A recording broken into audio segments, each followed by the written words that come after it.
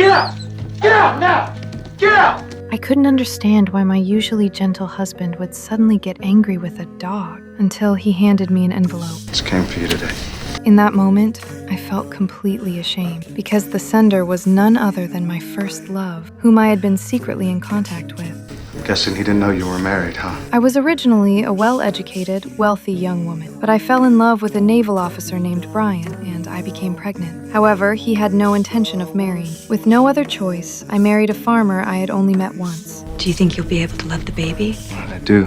Is there anything that you'd like to ask me? No. After our marriage, Ray took care of me meticulously, but I still couldn't help but secretly long for Brian. One day, I asked if I could drive into town alone to make a call to my family. Ray hesitated because the truck was so old and in poor condition. Oh, well, Beatbox has a mind of its own. The beatbox. I use that truck to haul my beats. It's best if I drive you over.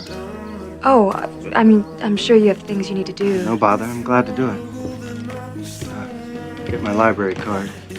Just want to check out some cookbooks. What Ray didn't know was that I wasn't happy with him making this decision for me. On the road, I looked out at the farmland and offered to help with some of the work, but Ray refused. He didn't want me to overexert myself. When we arrived in town, I instinctively kept my distance from Ray and went to the phone booth, while he headed to the library. He had originally meant to look for a cookbook, but after lingering there for a while, he took down a parenting book instead. Then he glanced at me, as if something had suddenly occurred to him. Do you have any books on Henry Schliemann?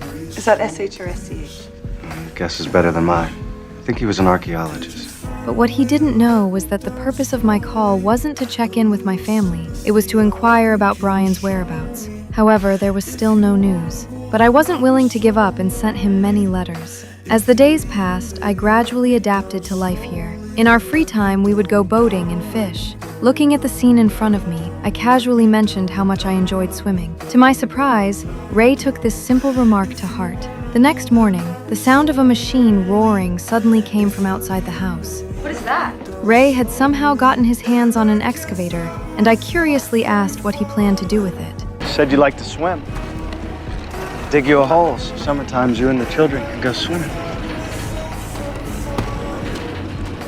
Children?